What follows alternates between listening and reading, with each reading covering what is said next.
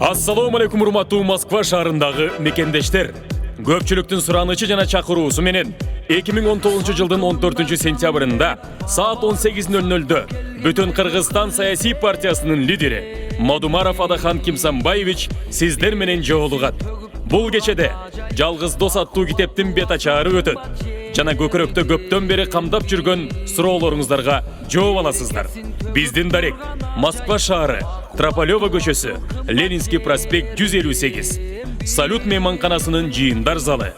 Байланыш үчүн телефондор 8 968 464 44 69, 8 924 513 42 91, 8 999 813 55 29, 8 977 136 12 48.